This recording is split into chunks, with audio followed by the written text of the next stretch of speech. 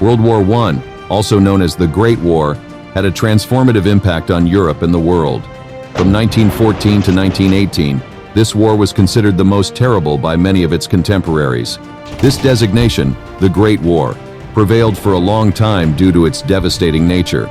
To understand the reasons that led to such a prolonged and catastrophic war, it is necessary to recall some aspects of the global political and economic landscape in the last decades of the 19th century. In the second half of the 19th century, the merger between financial capitalism and industrial capitalism drove global economic integration. This mainly benefited nations undergoing the process of industrialization. These nations significantly expanded their territories, especially in Asia, Africa, and Oceania. For example, England included important countries such as India and Australia in its empire. This phenomenon is known by historians as imperialism and neocolonialism. It was within this context that the main problems leading to the world conflict emerged. In the early 1870s, Germany was in the process of unification with Prussia and simultaneously engaged in a war against France, known as the Franco-Prussian War. Germany emerged victorious and gained control over a region rich in iron ore, which was crucial for the development of its industry, including the arms industry. This region was Alsace and Lorraine. France's defeat against Germany fostered a strong sense of revenge, leading to significant tension on the border between the two countries.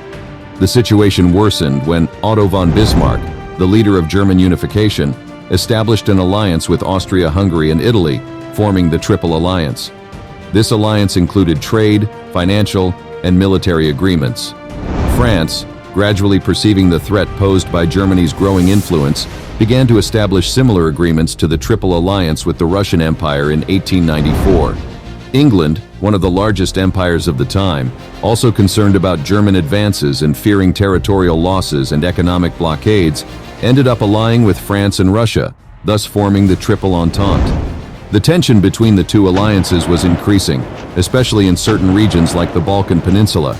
In the Balkans, two major empires were fighting to establish dominance based on nationalist ideologies: the Austro-Hungarian Empire and the Russian Empire.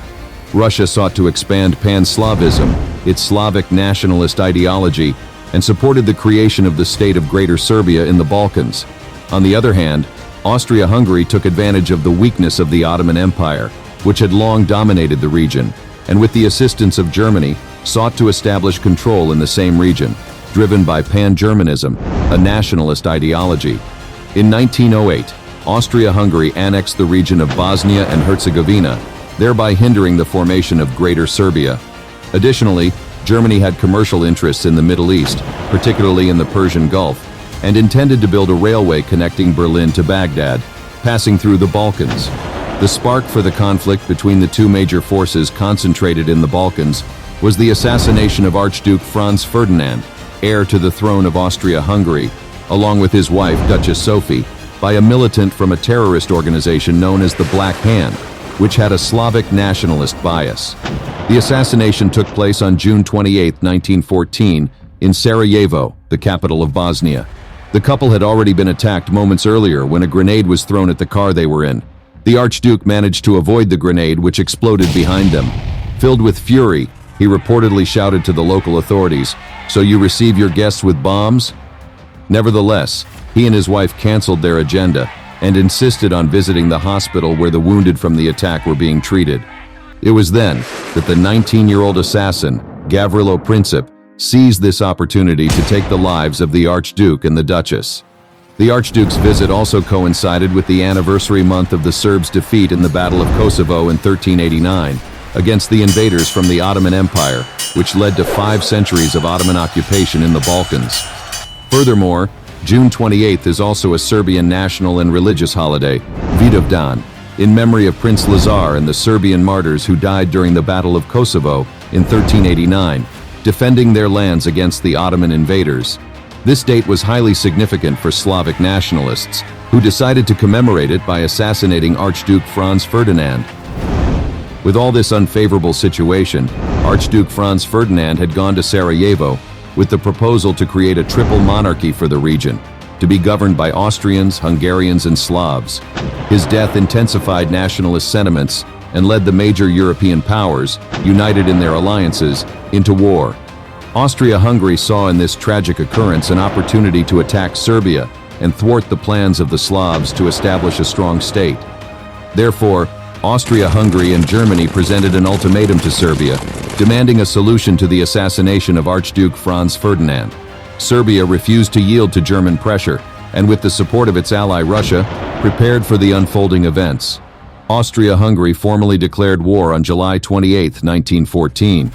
Shortly thereafter, France offered support to Russia against Austria-Hungary, which led Germany to declare war on Russia and France. The conflict quickly spread to other regions of the world.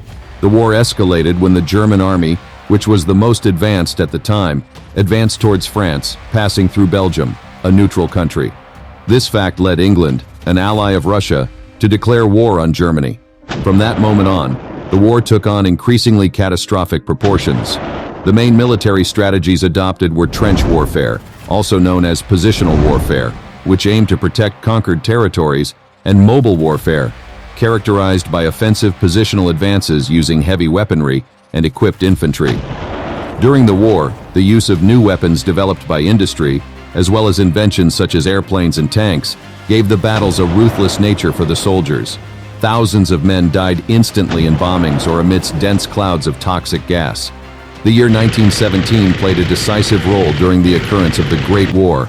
It was in that year that Russia decided to withdraw from the front lines due to the obsolescence of its army and the ruin of its economy. Additionally, the Bolshevik revolutionaries carried out their communist revolution in Russia, a crucial event for the political turmoil in Europe in the following decades.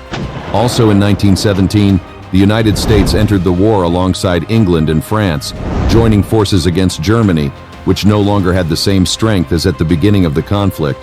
After the end of the First World War in 1918, the United States emerged as a major power outside of the European continent. The Great War came to an end in 1918, with the victory of the Allies led by France and the significant defeat of Germany.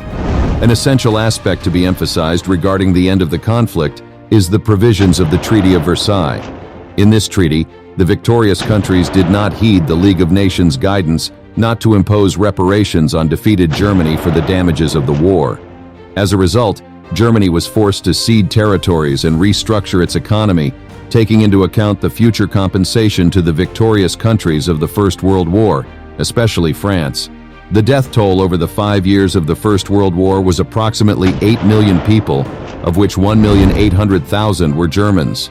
This level of accelerated and impactful mortality had a terribly tragic repetition starting in 1939 with the beginning of the Second World War, but that's another story.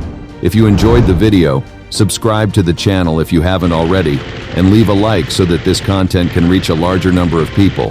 Thank you for watching.